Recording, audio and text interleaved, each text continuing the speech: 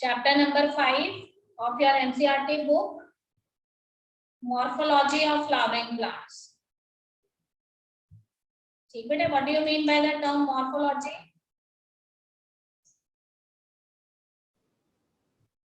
Yes, but what do you mean by the term morphology? Yesterday I discussed with you. सामने लिखा हुआ है screen पे.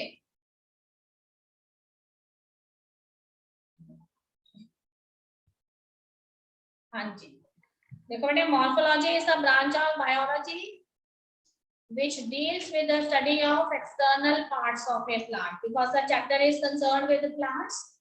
So here morphology means the study of external parts of a plant. So what parts you generally see in a plant? ठीक है, these may be root, stem, leaves, flowers. So in this chapter we are going to study in detail about all of these parts and their functions. ठीक है, what kind of functions they are performing in the body of the plant. तो आपने याद रखना है कि morphology का मतलब होता है to study the external parts of a plant. Okay बेटे, so first of all, before I proceeding with the chapter and coming on the topic root, I want to discuss with you that what we are going to study in this chapter. We are going to study in detail about the structure of roots and what are the major functions that roots perform in the body of the plant. Okay, from your class 3rd to 4th, you are very much familiar of the functions of the roots. 3rd class से पढ़ते आ रहे हैं, 4th class से जब भी science शुरू हुआ है, what is the function of root. ठीक है, स्टेम जो है कितने तरह के हैं, क्या उनका स्ट्रक्चर है, and what are the functions they are performing in the body of a plant. Then we will discuss with you what is a leaf, what is its functions, how many types of leaves, and how these leaves they are arranged on the branches. किस तरह से ये leaves जो है वो branches पे arrange होते हैं. Okay बेटे, then you will going to be study about the flower, the inflorescence. Flower is very much familiar to you. But what do you mean by the term inflorescence? So here inflorescence means cluster of flowers. ठीक है, group of flowers को हम inflorescence कहते हैं, या फिर cluster of flowers को हम inflorescence कहते हैं. then देखो fruit, अगर flower जो है, there is a flower that is present on the plant, then you know that this flower later has to be, ठीक है, इस फ्लावर के अंदर क्या होना है, फर्टिलाइजेशन होना है, because it bears the male and the female sex organs which later produce the male and the female gametes. So the entire process of fertilization it actually takes place inside the flower. ठीक है, flower के अंदर हो जाएगा, पर जब flower के अंदर फर्टिलाइजेशन हो जाता है, then you know that some of the structures that are present inside the flower, for example the ovary, the ovule, you have also heard about this term. तो ओवरी जो है वो फ्रूट में डेवलप हो जाती है and the ovule it develops into the seed. तो यहाँ पे हम स्टडी करेंगे फ्रूट के बारे में भी एंड सीड के बारे में भी, how many types of fruits are there. ठीक है, एंड सीड भी कितने तरह के होते हैं, how many types of seeds are there, that you will study. And later in the last of the chapter we let you know that here we have 3 botanical families. Okay बेटे, family Leguminosae जिसे हम P family कहते हैं. ठीक है, P means हरा मटर जो होता है, उसमें किस तरह से सारे फ्लोरल पार्ट्स और वेजिटेटिव पार्ट्स अरेंज हैं and how you describe this floral and vegetative arrangement in the language of botany which is known as semi technical description. तो यहाँ पे हम 3 फैमिलीज की सेमी टेक्निकल डिस्क्रिप्शन करने वाले हैं. ठीक है, फर्स्ट इज फैमिली लेगुमिनोसी या फैमिली फेबिएसी भी कहते हैं इसको. Second is family Solanaceae. Family Solanaceae को पोटैटो फैमिली कहते हैं हम, क्योंकि इसका रिप्रेजेंटेटिव मेंबर पोटैटो है. And third is known as the family Liliaceae. Family Liliaceae जो है उसमें लिली फ्लावर जो है उसका मेन मेंबर है, इसमें अनियन, गार्लिक ये सारे आ जाते हैं. ओके बेटा, what is given in the introduction कि whenever you visit your surrounding you come in contact with variety of flowering plants.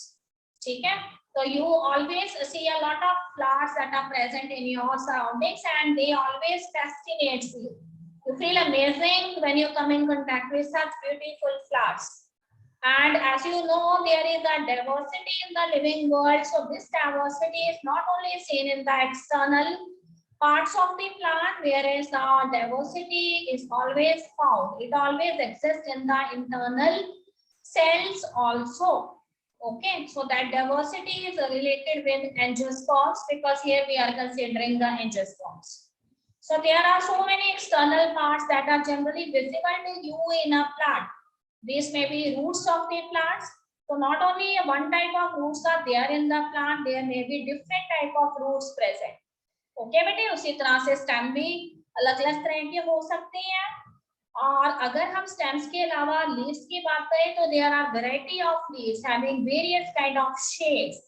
ठीक है, having various kinds of design and their arrangement of the branches it also differs. So all of these things, by all of these things I conclude that the diversity is found everywhere in the morphological as well as in the anatomical characters. Okay, children, in the previous chapters, chapter 2 and 3, we are very much clear the methods of classification that was done by the scientists time to time. So you are now familiar with different systems of classification in kingdom Plantae. Okay, this may be artificial system, it may be natural system of classification, it may be cytological methods. ठीक है, जैसे cytotaxonomy हम कहते हैं, कीमोटैक्सोनॉमी क्या होती है आपको मालूम है. ठीक है, फाइलोजेनेटिक क्लासिफिकेशन भी आपको पता है. तो ये सारे सिस्टम हमें मालूम है. Besides this, you also know that if the plants they are sharing a variety of habitats, then the demand of each and every habitat it also differs. ठीक है बेटे, अगर बहुत सारे जो हैं हैबिटेट्स जो हैं उसमें अलग अलग तरह की प्लांट स्पीशीज हैं, तो दिस मींस कि these plant species they made necessary adaptations in them. They develop adaptive features in them. By virtue of this, they are able to survive in their habitat. They are able to face the harsh conditions that are present in their habitat. So here in this chapter, I am going to discuss with you what are the adaptive features that are found in the morphological characters of the plant, so that these plant can successfully survive in their respective habitats. Okay, children. So as you know very well, अगर मैं आपसे ये कहती हूँ कि भी root क्या होती है, तो you have a very simple answer that root is the underground organ of the plant. ठीक है, प्लांट का वो ऑर्गन जो ग्राउंड के अंडर ग्रो करता है उसको हम रूट कह सकते हैं. And that organ which grows in an erect fashion, in a vertical fashion outside the soil, that is known as shoot. ठीक है बेटे, थोड़ा सा और डीप सोचेंगे तो हम ये कह सकते हैं कि when a seed germinates, then this seed has two parts. ठीक है, one part is known as radicle and another part is known as plumule. So from the radicle, the roots they originates, and from the plumule the shoot originate, which later develops into the stem.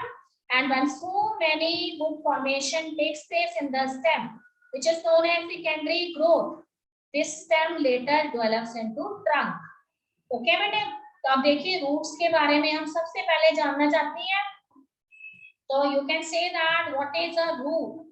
So as you are very much familiar that we have here two types of plants. Some of the plants may be the monocot plants and some of the plants may be the dicot plants. So if I am considering here the dicot plants, so what is a root in case of a dicot plant? So I can see in dicot plant, root is actually the direct elongation of the radicle. So when you come in contact with the dicot seed, then you know that there are two cotyledons are there. Okay, and one embryonal axis is there which actually passes through the central part of the seed. So if you see the portion of the embryonal axis that grows in downward direction, it can consist of cluster of cells. So they actually form the radicle, and when this radicle is directly elongate, it later form the root. Okay, but from your lower classes, you have studied that first the primary root is formed. सबसे पहले कौन सी root बनती है? Primary root बनती है. And later on, so many roots they arise from this primary root in case of a dicot plant. So from the primary root, which is the main root, okay, some roots they arise as lateral roots, which may be secondary roots, and from this secondary roots so many other roots they originate which are known as tertiary roots. Okay बेटे, तो primary root आपको बहुत ही अच्छे से नजर आती है dicot plants में, उसमें से सेकेंडरी रूट्स और सेकेंडरी रूट्स में से टर्शियरी रूट्स निकलती हैं. तो you know that in case of dicot plants, ठीक है, अगर हम डाइकोट प्लांट्स की बात करते हैं या फिर नॉर्मल किसी भी प्लांट्स की बात करते हैं, तो we have two types of root system. One is known as the tap root system, another is known as the fibrous root system. So here in the picture, which root system is visible to you? So here I am showing you the tap root system, because there is a main root which is known as primary root, and from this root secondary and tertiary roots they arise. ठीक है बेटे, तो अगर आपने किसी भी tree की, people का ट्री है, नीम का ट्री है, जो भी आपके सराउंडिंग्स में डाइकोट ट्रीज ग्रो कर रहे हैं, उनकी इस तरह से कई बार रूट सॉइल से बाहर आ जाती हैं, तो आप देखते हो उसमें एक मेन रूट होती है और उसमें से कई सारी ब्रांचेस निकलती हैं रूट्स की. मेन रूट को प्राइमरी रूट एंड बाकी रूट्स को सेकेंडरी एंड टर्शियरी रूट्स कहते हैं, और इस तरह का रूट सिस्टम जो है it is known as the tap root system. Okay, तो यहाँ पे देखिए हमने डायग्रामेटिकली शो किया है what is a tap root system. A tap root system is a kind of a system where there is a main root known as primary root, and other root it arises from this root which is known as primary root as lateral branches. So this may be secondary roots, this may be tertiary roots. तो देखो main root आपको आसानी से visible है, उसमें से देखो secondary roots निकली और उसमें से फिर आगे टर्शियरी रूट्स निकल गई हैं. तो टैप रूट सिस्टम हमेशा किसका कैरेक्टरिस्टिक फीचर है? डाइकोट प्लांट्स का. Okay, but a fibrous root system. Fibrous root system is the characteristic feature of the monocot plant. तो monocot plants ऐसे plants होते हैं जिनके seeds में single cotyledon होती है, and that single cotyledon it is known as scutellum. It is known as scutellum. That is SCU, ठीक है, TELLUM, scutellum, which is the single cotyledon of a monocot. So what is the special thing in the root system of monocot? So here the fibrous root system is there. There is no main root. ठीक है बेटे, यहाँ पे main root नहीं होती. अगर इसमें primary root होती भी है तो वो शॉर्ट लिव्ड होती है, and it is later replaced by large number of roots. तो एक मेन पॉइंट होता है, वहां से थोड़ी सी प्राइमरी रूट निकलती है पर जल्दी ही वो वहां से गायब हो जाती है. and bunch of roots they arise from that single point. ठीक है, और you can see from the base of the stem as a network. Okay, such type of roots are visible to you in case of wheat plant, in case of maize. ठीक है, मेज में देखी है आपने, बीट्स के अंदर देखी हुई है आपने, पैडी प्लांट्स में देखी है, जिसे पंजाबी में हम झोना कहते हैं, राइस कहते हैं. ठीक है, तो इन सभी के अंदर जो है फाइब्रस रूट्स होती है. ओके चिल्ड्रन, तो फाइब्रस रूट्स में कोई मेन रूट नहीं होती है. bunch of roots arise from the base of the stem. So mostly these are found in monocots. Monocots are such plants which have hollow stems, ठीक है, and वो ज़्यादा height नहीं रखते हैं. Okay children, there are a third type of roots which are known as adventitious roots. So as you have very much familiar that from the radical the roots they generally arise. ठीक है, radical में से roots arise होती हैं, but there are certain roots which arise from other parts of the plant. Okay, but mainly the roots they arise from the radical, but there are some of the roots which arise from other parts of the plants, and such roots which do not arise from the radical but it arise from other parts of the plant, these roots are known as adventitious roots. ठीक है बेटे, इन roots को adventitious roots कहते हैं. तो देखो यहाँ पे आपको एडवेंटिशियस रूट्स नजर आ रही है. आपने बनियान ट्री देखा हुआ है, ठीक है, बरगद का पेड़ कहते हैं उसे बनियान ट्री, एंड बनियान ट्री जो है उसकी ये बियर्ड भी आपने देखी हुई है. ठीक है, स्टूडेंट्स को ऐसे दाढ़ी बोलते हैं, बनियान ट्री को दाढ़ी आ गई है. तो these are actually the hanging roots of the banyan tree and these are known as the adventitious roots. इन रूट्स को एडवेंटिशियस रूट्स कहते हैं क्योंकि यहाँ पे रूट्स रेडिकल से अराइज नहीं हुई. Except radical, these root arise from the other parts of the plant. तो ये roots actually stem से arise हुई हैं. ठीक है बेटे, और इनके भी फर्दर टाइप्स हैं. तो यहाँ पे देखो आपको फर्स्ट पिक्चर के अंदर भी रूट्स नजर आ रही हैं. These roots also not arise from the radical. Instead of that, it arise from some portions of the stem. Okay, so such type of roots they are generally visible in case of maize. मेज में इस तरह की आपको roots नजर आती हैं। तो बनियान ट्री में जो आपको रूट्स नजर आती हैं वो भी एडवांटेजेस है। मेज में जो रूट्स नजर आती हैं they are also known as advantageous root, but in case of banyan tree these advantageous roots are known as prop roots. ठीक है बेटा, PROP prop roots. And in case of maize, first picture में maize आपको नजर आ रही है, the roots are known as stilt root. Okay children, stilt root, फिर से सुनेंगे स्पेलिंग STILT, स्टिल्ट रूट। तो मेज में, वीट में आपको ये नजर आ जाएंगी जनरली। ओके चिल्ड्रन, थोड़ा सा आगे बढ़ते हैं। What are the functions of roots? तो देखो बेटे, फंक्शंस ऑफ रूट्स, एक फंक्शन तो सभी स्टूडेंट को मालूम है, absorption of water and minerals from the soil. ठीक है, सॉइल में से वाटर एंड मिनरल्स को एब्जॉर्ब करती है। Second one is provide proper anchorage from plant parts. Plant के अलग अलग पार्ट्स को एंकरेज प्रोवाइड करती हैं, उसको बाइंड करके रखती हैं सॉइल के साथ। ठीक है, बांध के रखती हैं। एंड इसके अलावा roots also store reserve food material. All of you are very much surprised that food storage is actually concerned with leaves, but in some of the plants there are roots which store the food material. ठीक है, तो roots जो है वो food material भी store करती हैं, जैसे कि स्वीट पोटैटो के केस में। ओके बेटे, उसके बाद देखो synthesis of plant growth regulators. ठीक है, प्लांट ग्रोथ हार्मोन्स या फिर प्लांट ग्रोथ रेगुलेटर्स को भी सिंथेसाइज करती हैं। Can anyone of you tell me कि कौन सा प्लांट ग्रोथ रेगुलेटर है जो रूट्स में सिंथेसाइज होता है, later migrate towards the stem? Yes children, you have studied in class 10. Which plant growth hormone is there? They synthesize in the roots but later migrate towards the stem. Auntie, nobody knows. किसी को नहीं पता है? Okay, बेटे, that is auxin. ठीक है, auxin. There are different types of auxins. Auxin is the plant growth regulator. बाद में वो रूट से स्टेम के अंदर जो है शिफ्ट हो जाता है, बेंडिंग करता है। वो हमारा एक फुल चैप्टर है प्लांट ग्रोथ हार्मोन का, और डिटेल में बताएंगे आपको वहां पर, फिलहाल आप याद रखेंगे। ओके, तो these are the functions of roots.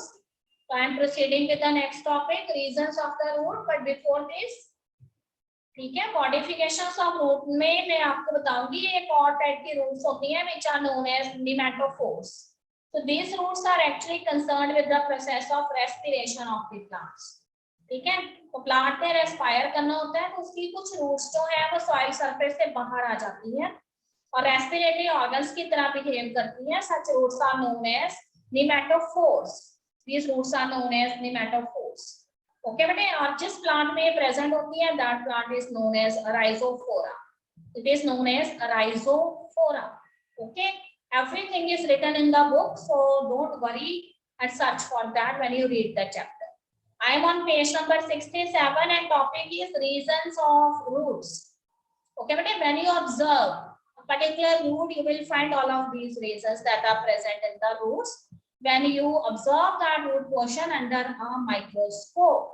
ठीक है, सिंपली रूट को देखने से नहीं आपको ये नजर आना, जब आप किसी भी रूट को माइक्रोस्कोप में देखेंगे, उसको डाइसेक्ट करके, then you will find all of these reasons that are present in the root. So see in the diagram, the anterior most region of the root, which is actually present at the tip of the root, it is known as root cap. ठीक है, तो root cap जो है वो root जो है उसको cover करता है, तो root is covered by a thimble like structure. ठीक है, बहुत ही हल्का सा एक स्ट्रक्चर होता है, छिलके जैसा होता है जो रूट को कवर करके रखता है, and that is known as root cap.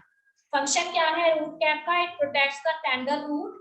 ठीक है, जो यंग रूट होती है, टेंडर रूट जो है उसको ये प्रोटेक्ट करके रखता है when it passes through the hard particles of soil. जब वो सॉइल के हार्ड पार्टिकल्स में से मूव करती है तो रूट जो है वो डैमेज ना हो, इसलिए उसमें क्या प्रेजेंट है? रूट कैप प्रेजेंट है, which is the thimble like structure that covers the tip of the root. Okay बेटे, तो few millimeters above the root cap there is a region present which is known as a region of meristematic activity.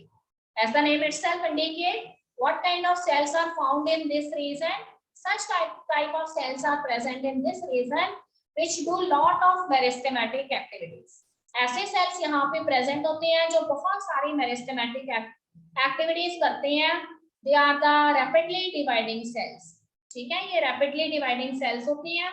And because ये sales जो है meristematic cells हैं तो इनकी walls जो है वो थिन वॉल्स होती है. And they have lot of protoplasm और cytoplasm. The abundance of cytoplasm is there in the meristematic cells which present in the meristematic zone. ठीक है बेटे, स्मॉल साइज सेल होंगे, थिन वॉल्स होंगी एंड लॉट ऑफ प्रोटोप्लाज्म होगा. उसके बाद वो कहते हैं कि थोड़ा सा और आगे बढ़ेंगे तो we will come in contact with region of elongation. As the name itself indicate, here such type of cells are present which are the elongated cells. And these elongated cells, ठीक है, they are undergoing the process of rapid elongation. ये cell in large cells होते हैं and they are responsible for the growth of root in the length. ठीक है, तो ये फिर रूट के लेंथ की ग्रोथ करते हैं ये सेल्स. तो यहाँ पे रूट जो है उसकी काफी ज्यादा लेंथ इंक्रीज होती है.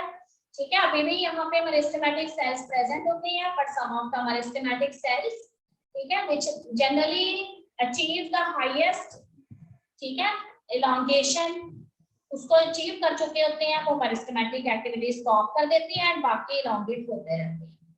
Next region after the region of elongation is known as reason of maturation. So as the name itself indicate, most of the cells that are present at the region of maturation, they are the mature type of cells. Okay, so these cells are no more performing meristematic activities now. Whereas these are the differentiated cells, they know their function, they stop doing meristematic activities and they start performing their function. And you know that the function of the root is absorption of water and minerals. तो maturation region में वो cells होंगे जो पहले तो meristematic activities करते थे, मतलब सेल डिवीजन किया करते थे, पर अब वो सेल डिवीजन करना बंद कर चुके हैं. वो परमानेंट सेल्स या टिश्यूज बन चुके हैं, वो डिफरेंशिएटेड सेल्स हैं and now they are performing the differentiated activities and they are performing specific functions. And you know that the specific function of root hair is absorption of water and minerals. Okay बेटे, तो reason of maturation जो है वहीं से arise होते हुए आपको नजर आते हैं न्यूमरस रूट हेयर्स. तो see from the region of maturation so many root hairs they arise from the epidermis of the root. The outermost layer of every plant organ is known as epidermis. So from the epidermal layer of the root cells, numerous hair-like structures arise which are known as root hairs. ठीक है, तो ये root hairs बहुत ही fine और delicate होती हैं and these root hairs they are involved in absorption of water and minerals. They increases the efficiency of absorption of roots. ठीक है, रूट की एफिशिएंसी बढ़ाते हैं. इनका वही रोल है जो हमारी स्मॉल इंटेस्टाइन में विलाई का रोल होता है. तो ये सरफेस एरिया इंक्रीज करते हैं फॉर एब्जॉर्प्शन. तो this is all about the reasons of root. The first reason is root cap, second is reason of meristematic activity, third reason is known as reason of elongation, fourth is known as reason of maturation, and last is known as root hairs. So this is clear to all of you, bete? Yes children, this is clear to all of you. Any problem? Yes बेटे, गाने का voice एक बार meristematic activity बता दो. हाँ जी बेटे, गाने का वॉइस करेक्ट होगी बेटे because so many teachers they are teaching at the same time. ठीक है, तो lot of burden is there on the wifi. तो मेरिस्टेमेटिक जोन के बारे में पूछ रहे थे आप. तो देखो बेटे, रीजन ऑफ मेरिस्टेमेटिक जो है एक्टिविटी जो है उसमें mostly such type of cells are present. ठीक है, those cells which are doing lot of cell division. ठीक है, मेरिस्टेमेटिक एक्टिविटीज का मतलब होता है कि ये सेल बहुत ज्यादा सेल डिवीजन करते हैं. तो whenever a cell undergoes the process of cell division, so this means the cell it also increases its size as well as its number. So whenever there is an increase in the number of the cell of the size of cell, this means growth actually happens. तो ये cell maximum growth करते हैं, size में छोटे होती हैं, इनकी walls thin होती है, ये लिविंग सेल्स होती हैं और इसमें प्रोटोप्लाज्म अबंडेंस में होता है. ठीक है, तो उसके बाद जो रीजन आएगा that is known as region of elongation. तो though some of the meristematic cells are also present in the region of elongation, but some of the cells they become the differentiated one. तो आप बस इतना याद रखेंगे कि भाई जो डिफरेंशिएटेड सेल्स हैं वो अब स्पेसिफिक फंक्शन परफॉर्म करना शुरू करते हैं. ठीक है बेटे, डिफरेंशिएटेड सेल्स ने तो क्या करना है, स्पेसिफिक फंक्शन परफॉर्म करने लग जाने हैं. पर जो मेरिस्टेमेटिक सेल्स अभी भी इलॉन्गेशन फेज में होंगे वो मेरिस्टेमेटिक एक्टिविटीज करते रहेंगे. तो यहाँ पे हमें लॉन्ग साइज के सेल्स नजर आएंगे. ठीक है, थोड़ी सी थिक वॉल्स हो जाएंगी इनमें क्योंकि लिग्निन एंड सुब्रेन की कोटिंग स्टार्ट हो जाएगी. प्रोटोप्लाज्म भी थोड़ा कम हो जाएगा क्योंकि मैचुरेशन की तरफ बढ़ रहे हैं सेल्स. सिलेंड्रिकल होंगे, इलॉन्गेटेड होंगे. ठीक है, और लेंथ इंक्रीज करेंगे रूट की. उसके बाद वाला जो रीजन था मैचुरेशन में, उसमें सारे ही सेल्स मैच्योर हो जाएंगे, मेरिस्टेमेटिक एक्टिविटी शो नहीं करेंगे, डिफरेंशिएटेड हो जाएंगे and they start performing their main function which is absorption of water and minerals. So from the maturation region, ठीक है, from the epidermis part of the root, numerous root hairs they arise and these root hairs they increase the efficiency of absorption for root. So ये सारे root hairs maximum absorption करने का काम करते हैं water and minerals के. ठीक बेटे, तो यहाँ तक सभी बच्चों को अच्छे से क्लियर हो चुका होगा. अब हम आगे हैं अगले पार्ट पे एंड हमारा नेक्स्ट है मॉडिफिकेशन ऑफ रूट्स. ओके बेटे, so here in modification of roots, so I am here discussing 4 type of modification that generally happens in roots. The first type of roots they function as storage roots. ठीक है बेटे, पहली तरह की जो roots हैं वो storage roots हैं. Then we have crop roots, then we have stilt roots and then we have nematophore roots. Okay बेटे, तो देखो नेम से पता लग रहा है स्टोरेज रूट्स जो हैं वो स्टोर करेंगी. क्या स्टोर करेंगी? फूड स्टोर करेंगी. ठीक है बेटे, तो different type of roots they store food. Food भी अलग अलग तरह का हो सकता है. ठीक है, तो यहाँ पे देखिए मैंने आपको 3 type of roots I have shown you. The roots that are found in case of turnip are known as globular type of roots. The roots that are found in case of carrot they are known as napiform roots. Spellings are Napiform, napiform roots. And some of the roots we generally see in case of sweet potato or radish. ठीक है बेटे, radish मूली होती है and sweet potato शकरकंदी होती है, carat गाजर होती है. ठीक है, तो sweet potato में and radish के अंदर आपको जो roots आती हैं वो रूट्स जो है वो फ्यूजिफॉर्म रूट्स होती हैं. That is FUSIFORM, fusiform roots. ठीक है, their names are not given in your chapter, तो इसलिए आप उसे रफ में लिख लेंगे. रेडिश में फ्यूजिफॉर्म रूट्स हैं, कैरेट में नेपिफॉर्म रूट्स हैं एंड टर्निप में ग्लोबुलर रूट्स होती हैं. तीनों का फंक्शन सेम है, स्टोरेज ऑफ फूड. ओके बेटे, फ्यूजिफॉर्म रूट्स मैंने उन रूट्स को बोला है whose anterior ends are tapering, जिसके anterior ends tapering होते हैं and जो posterior end है वो somewhat circular होते हैं. तो radish में और sweet potato में, ठीक है, roots जो हैं उसके posterior end देखिए आप कैसे हैं. posterior end थोड़ा सा circular है, नीचे से root जो है वो बिल्कुल narrow हो गई है, tapering हो गई है. पर if you see the root in case of carrot, it is a napiform kind of root. तो posterior end broad होता है and anterior end जो है वो tapering या narrow होता है. And in case of turnip, somewhat a circular type of storage of food is there. So such type of roots are known as the globular roots. So this is the first function of the root. ठीक है बेटे, यहाँ पे root swollen होके सिर्फ food storage करती है. अब देखो second type of roots are known as the prop roots. तो prop roots मैंने आपको पहले भी बता दिया था, it is a type of adventitious roots. So these roots they do not arise from the medical. ठीक है, रेडिकल से अराइज नहीं होती, ये प्लांट के किसी भी दूसरे पार्ट से अराइज हो सकती है एक्सेप्ट रेडिकल. तो such type of roots are known as prop roots. तो इसके एग्जांपल है बनियान ट्री. तो hanging roots of the banyan tree they are known as the prop roots. तो यहाँ पे देखो बेटे, अगर ये स्टेम में से अराइज हो रही है then you also know that कि बनियान ट्री जो है it has a huge crown. ठीक है, बनियान ट्री का जो क्राउन होता है वो काफी ह्यूज होता है, बहुत बड़ा होता है बनियान ट्री. तो इसीलिए the single stem is not enough to hold a big crown here. ठीक है, बड़ा सारा क्राउन जो है उसका, उसको एक सिंगल स्टेम होल्ड करके नहीं रख सकता है. तो from the stem so many hanging roots they arise and these root they fix themselves with the soil, and in this way here they are playing the role of additional stem for the banyan tree so that it can easily hold its huge crown. ठीक है, तो इसीलिए banyan tree की जो hanging roots हैं, जिन्हें आप stem में कई बार सोचते हो पर वो स्टेम नहीं होते, तो उसकी रूट्स होती हैं, इनको हम प्रॉप रूट्स कहते हैं। तो this prop roots generally childrens जो है वो स्विंग्स की तरह इसको यूज करते हैं, झूला लेते हैं इससे। Okay children, third type of roots are known as the stilt root. तो if you visit your sugarcane field, या अगर आप जो है मेज के फील्ड में गए हैं तो आपको इस तरह की रूट्स नजर आ जाएंगी। These roots are known as stilt root. So when you see the bottom region of the stem, जब स्टेम का बॉटम रीजन आप देखते हो तो वहां पर देखो ये इसका स्टेम है, ठीक है। स्टेम की पहचान हम कैसे करते हैं? By the presence of nodes and internodes. तो स्टेम के ऊपर इस तरह की सेगमेंट्स होती हैं हर एक स्टेम पे, तो हर एक सेगमेंट जो है उसके जंक्शन पॉइंट को हम नोड कहते हैं, एंड टू नोड्स के बीच का जो पार्ट है उसको हम इंटरनोड कहते हैं। So from the bottom of this stem, or you can say from the base of the stem, numerous roots they arise, and these roots they provide additional support to the plant. So such type of roots are known as the stilt root. तो इनको हम supporting roots भी कहते हैं। ये stem की lower internodes में से arise होती है, ठीक है बेटे, stem की lower internodes में से arise होती है।